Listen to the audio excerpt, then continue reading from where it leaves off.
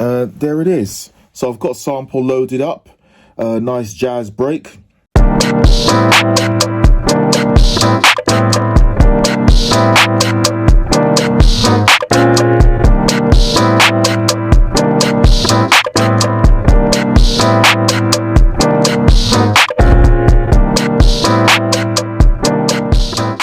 How you doing, everyone? Hope all is well. Hope all is good.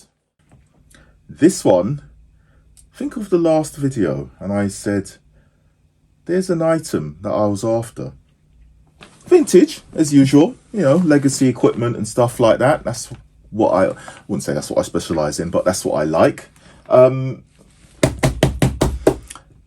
I saw a really nice deal on eBay, and it's really weird because I saw some prices of this particular item. Some of them were really high, and the majority seemed like the price was going up. And I thought, uh-oh, here we go again. People have now decided that this item is something that we should have. And just like all the other classic items like the MPCs and all that, they've gone up in price. And to the point where it's like, in some cases it can be unaffordable, or some you have to really think about it. Do you really need it? Is it something that's going to add value to your studio, your home studio, professional studio, bedroom studio, or just the device that you want to play around with? And you've got to really consider your purchase. And yeah, this seems to be becoming one of those. Anyway, I saw it for a good price, and I thought, interesting. Let's watch this particular item over a couple of days. And it started out as a fairly cheap price on eBay, and in the end, it only went for a few hundred, which I'm happy with. And yeah, I looked at it. I thought, okay, I'm getting close to that point now. We're on countdown. There's a few seconds left. Should I up the price just to make sure I get it? And I think, and that is at that moment I thought, and other eBay, what's it call it, auctions, I've pulled out at that point. And I thought it was that moment where you thought, do you really need it? And in this case, it was those last few seconds I went, or last couple of minutes or so, I went, yes, I do really want it. Will it be something that I'll keep? Yes, it will be. Will I utilize it in the studio with my current configuration? Yes, I will. So all these things ran through my mind, and then I made the purchase. And afterwards, I was still happy with the purchase. Then it turned up and I saw it and I was really happy. So I have opened it up before, but during transportation, I just had to reseal it just to make sure that I could get it down here to the lab. And let's do the opening. You can see it's flat. Here we go. Yeah, you can guess. Here it is. S950 in all its glory. 12-bit sampler. One of the most beautiful filters on an AKAI that you can find. I have powered it up at home, so I have checked it out and it does work. So, you know, there's no issues there, but here it is.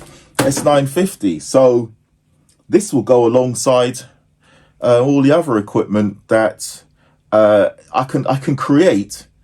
I wouldn't say all the other equipment, but yeah, it will go alongside it and stuff like that. But I can do that configuration I've always wanted to try, where, you know, you've got, in my case, I mean, people had a SP1200 sitting on top of S950 and triggering the samples off there. When I had my previous two S950s, I always hooked it up to a Midi keyboard and just used that to do all my sounds and stuff. I had initially, I think my first one was a D10, Roland D10.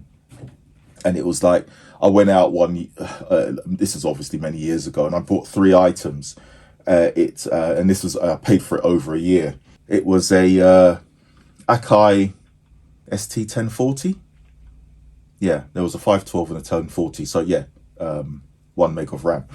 ST1040, I had an S950 and a Roland D10 keyboard. Went to East London, which was the other side of London for me because I was in West London at the time, and purchased 3 items.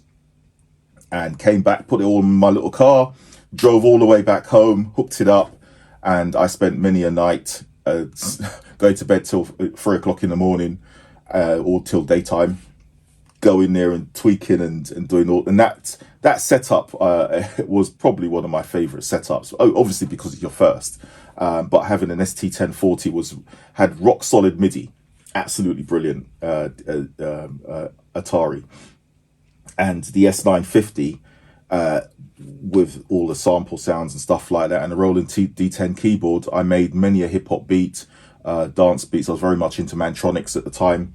I still am, but the early stuff, and all the old original hip hop tracks. And we made a lot of underground stuff between myself and friends when we were doing live shows. So this was the first. It wasn't the first sampler I had. That was the, is it SK1, Casio SK1, and then I had an S612 before that, AKAI's original sampler, which now I can see on the market for £1.50, I think it is.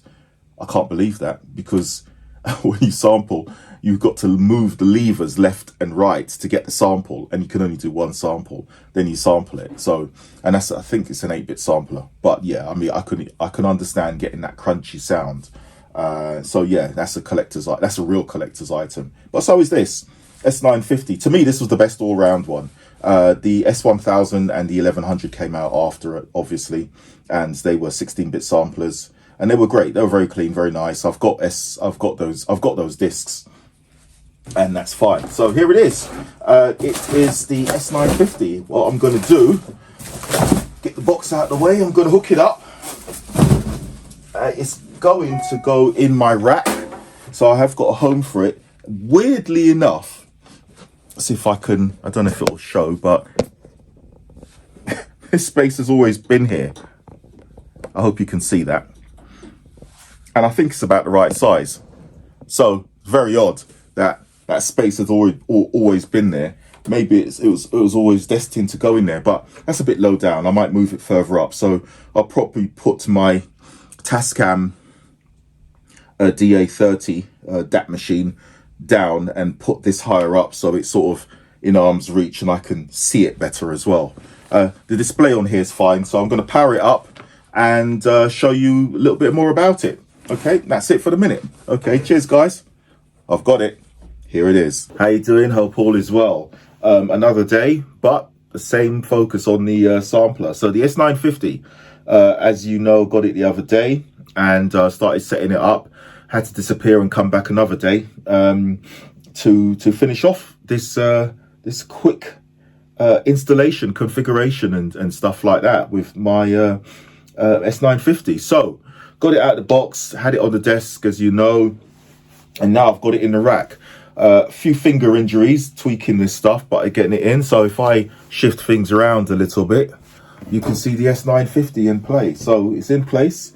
I had to move things around because the original position was a little bit lower down, and now I've got it at a decent height. The display is okay. I cannot remember how bright the display was or not. I mean, as I said, I've had two and it was years ago. So I can read it. It's fine. It's not too bad. It doesn't seem like it's that bad. So if I adjust the contra, oh, there we go. Yeah, that's probably about right. I might put a light on it just to make it a little bit clearer when I'm doing stuff. I'll give you a closer view, just to make things a little bit easier. There it is. So I've got sample loaded up, nice jazz break and stuff. I've got it connected MIDI in, MIDI out to my S2400. Haven't fully set it up yet, but I've just wanted to see how the MIDI works. Because the one thing I didn't try on the S2400 was the MIDI side in terms of how it works. Sorry about that. Roughly how it works with other devices. So I just had it running the S2400 here it is. Had the S2400 just hooked up and you know, on sampled it and all the other stuff that I've done so far with it, but I didn't have it you know, running any external devices as such. So that's what I've got now. So I'm just going to adjust this slightly just to make it a little bit more stable. And yeah, so now I've got the MIDI and MIDI out. So I've got a sample loaded up in here. I haven't got it set to program, so that might be another feature a little bit further down the line. And so what I've done, you'll see on here, if I press the 2400, MIDI light flashes on here. Might be a bit out of distance, but I've just got it on edit sample on the S950, and rather than put it into program mode, because the sample I had loaded up, I've got the program loaded up in here as well. But yeah, put it on a pad using the MIDI feature on the S2400, and yeah, fires up. So in terms of triggering an external device, that seems to be working, which is great. What I haven't done yet is put it into a sequence. Might be worth doing. I'm quite happy with that. Pressing away, nice little sample. Don't want to get sample strike on this one. Popular track, Donald Byrd and Herbie Hancock on that one. And I'll get that into a track. I've got it loaded up in here as a track, but I won't play that yet. So I really will get a copyright strike on it then. Or actually, no, on YouTube, I'm not too sure if you do or not. Sorry about that, a little bit out of focus there. But yeah, it's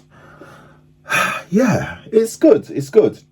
I will delve further into it in another video. So what I will do, I will probably create a track with the S950 and the S2400 hooked up, as I've got them MIDI in and out between the two. Create a track and let it run. And because I've got this sample in here, I might use the same track. So I'll do that as a separate feature just to show how the MIDI works in the S2400 and how it hooks up to an old device like the S950, which is interesting. So you've got retro technology as in the S2400, and then you've got real retro in the S950. Getting those to work together will be a nice little challenge, not a challenge, but I suppose so, and see how I can get them hooked up and what can I really do with them. So I'm using it as a learning experience as well to see how the two work. And this comes back to the original configuration of how the hip hop heads used to have their SP1200s and SP12 sitting on top of an S950. You've got the MIDI and out and they're creating beats. That's the configuration I've gone for. I was going to hook it up to a MIDI keyboard, but I thought, no, let's go with the classic configuration of sampler sitting on top of a rack mount and getting those old sounds and stuff. So this disc, which I've loaded up in here, which one is it? Floppy disks, a box full of them, as I showed you in the earlier part of the video. They work fine. I'm pleasantly surprised. So this sample that I'm playing, I haven't played it for an S950 in, how long? I don't know, whenever I had my last S950. 20 years? This still works. Pleasantly surprised. And most of the discs I've come across so far, they all load up okay. Yeah, I just stored them well, stored them in a nice box. Little shout out to IKEA. These are ones that I got at the time, many years ago. And little storage boxes, and they've been in there ever since. This is just one box. These are my S950 single samples.